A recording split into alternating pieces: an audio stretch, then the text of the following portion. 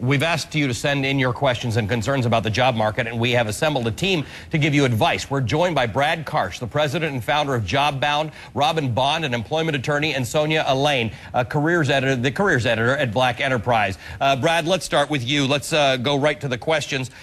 We've got an email from Nikki. It says, I've been laid off twice in the past year. Both layoffs were unavoidable. The first time, everyone was let go because of a merger, and the second time, my entire department was laid off. Wow. Will employers think I'm a poor performer? Brad. Well, you just heard about the dire situation of our economy. We lost 500,000 jobs in November, 2 million this year alone. So it's tough to say that all 500,000 of those people are poor performers.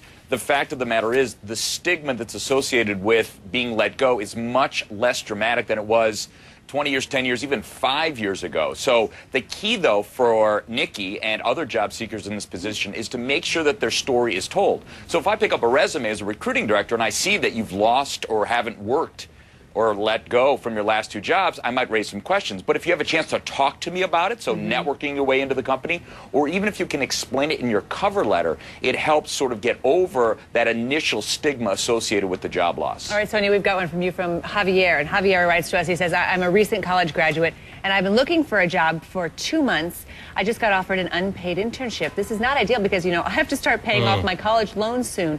Should I take it since I haven't found anything else? An unpaid internship, that's so hard. It's free labor. Yes, that's worse than not having a job. You're actually going to work for free. But it's one he should take. This is not the time to turn down opportunities. And the good thing about internships is that they can lead to paying opportunities. So Javier has to work to be a stellar intern, do a great job there, but also be really diligent about developing the relationships that he could use later on. And he's in the game. It's the networking. He's there. He gets to. Yeah, it's a foot in the door. It really is a foot in the door, and that's so important. Robin, here's one from Rick. It says, I was fired from my job a few months ago, and a competitor recently offered me a position. My previous contract included an elaborate non-compete clause for 2 years. Is there anything that might make this non-compete clause invalid after being fired? Sure. Now, non-competes are governed by 2 main factors. Number 1 is state law, and number 2 is by the facts. And the facts are different in every situation, and that's usually where we can attack these types of situations.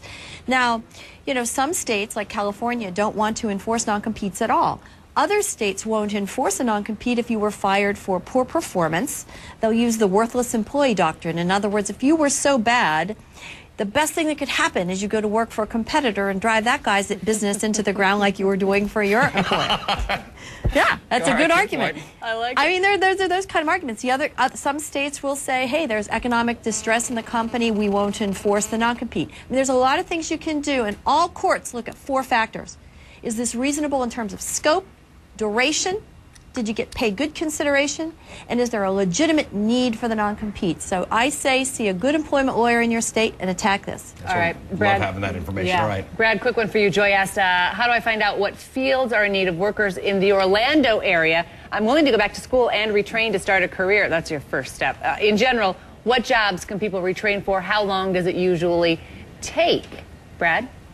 Well, you just heard that a couple of the industries that are hiring are things like healthcare, are things like education. And depending on what you want to do specifically, that training time could be anywhere from 3 months to a couple of years. So let's take healthcare. We know that it's one of the fastest growing industries. We know that Florida, with a high percentage of aging baby boomers and older folks, is going to have a real need for healthcare.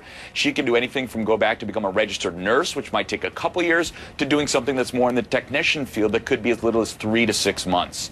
Education as well is a great field to consider right now, and that training can be anywhere from a year to 2 years, depending on what your undergraduate degree is in. 2 of the only growing industries in this terrible job market. And if you're looking for a job right now and you can figure out a way to get one of these hospitals even to underwrite you for the nursing program, or a drug company or medical devices company that's looking for people to sell their equipment, those are all areas this is to go. a great time to just search everything. Ask everybody. Sonia made the point, network.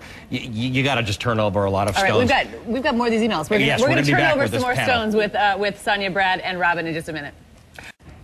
We're joined again by our job experts, Brad Karsh, Robin Bond, and Sonia Elaine. And we're answering more of your email questions from our viewers. Robin, here's one from Andy for you. I was self-employed for several years, but my business dried up 3 or 4 years ago. I'm currently unemployed, but I can't file unemployment for unemployment claims. What do I have to do to be counted among the unemployed? That's a really good question.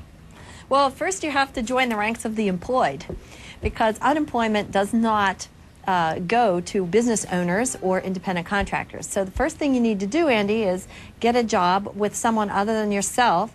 Secondly, lose your job due to no fault of your own. And third, be able to prove to the Unemployment Compensation Department of your state that you are actively seeking work. Now, you had said 3 or 4 years ago your business dried up, but unemployment benefits are determined by each state, and they're really designed just to be a short-term fix to provide for the necessities of life while you're seeking employment. Anybody who's interested in knowing what their state provides should just go onto Google and type the name of their state and unemployment compensation benefits, and you can find out exactly what is provided to you in your state. It's Andy's issue and situation. Is one reason why so many economists tell me that they worry that the true reality of the labor market is actually worse than we think it is. Well, the unemployment rate went up to 6.7% from 6.5%, but a lot of people, almost 500,000 people, dropped off the unemployment rolls. So we know that. Okay, let's go to here's another question. This one's for Sonia. This is from Claire, and Claire wrote to us, and she wonders, in this nightmare economy, how hard is it to re-enter the workforce if you've not worked in almost a decade? What should this type of job seeker do? Imagine if you're trying to enter the job, you've got to get a job to help your family, and you've been at home, you've been the provider at home, and now suddenly you're trying to get in this horrible job market. Yeah, this is a tough one, but she's going to have to spend this time assessing what her skills, her experience, and her talents are, because she's going to have to put together a compelling resume, an experience-based resume, not a chronological one, because she's been out of the job market for too long. That's a good point. So in other words, how does that differ? It's not a list of your dates. Exactly. She's going to focus on her talents and her experience, what she can bring to the next employer. She didn't say what her industry is, but I would join a professional organization. She needs to start networking right away. But not only joining it, but be active so that her colleagues and her members can actually see what kind of worker she is. I would also get onto LinkedIn, Facebook. She needs to develop this community. And finally, I would focus on a small or mid-sized company, because they always can't afford to pay for the expertise that they'd like. Right. But if you're a hard worker, you've been involved in the industry, you seem like you're a team player. You might be a catch to them. You might be a catch to them. Brad, you have made this point frequently that your resume should be an advertisement of your strengths and your abilities to bring somebody to a company, not necessarily a chronological listing of your work. I think that's a point you've made. But before you answer that, I want to give you a question from Colleen, who says, how can you get your resume out there without advertising to your current employer that you're looking? Is there a way to discreetly post your resume online without revealing your identity? Allie, did you really put this one in there? Yeah. Just give me the answer. Exactly. Yeah.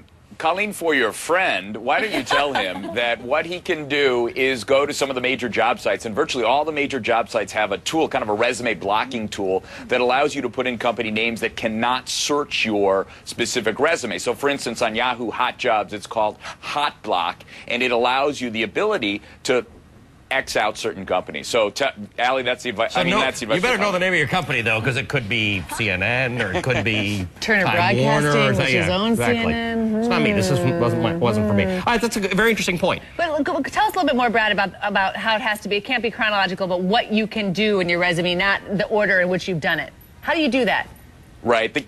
The key here is to focus on your specific accomplishments. So even if it was 10 years ago, focus on a lot of those accomplishments. For a lot of moms or other folks who've been out of the workplace for an extended period of time, they sometimes will list things that they did, like learn time management skills taking 3 kids to soccer. Well, nobody really wants to see that on a resume. We understand that. What we want to see is what you've done in the past, what you've done, as Sonia just said, to fill in some of those gaps. So I've joined networking organizations. I've volunteered. Now is a great time to volunteer just to get something on your resume. So if you want to go back into marketing, do some marketing help for the American Cancer Society. Boom, you've got some recent experience. Great advice. It's kind of like that internship question. All right, listen, folks, thank you to the 3 of you, to Robin and to Sonia and to Brad, and thank you to all of you for your emails. Honestly, this has been so great for a lot of our viewers. We're getting a lot of emails just appreciating your questions and the answers from our panel, and frankly, I'm learning a lot from each of these things. I think it's great, and this is the kind of information we're going to need for the next year. So, knowledge is power. Yeah. Knowledge is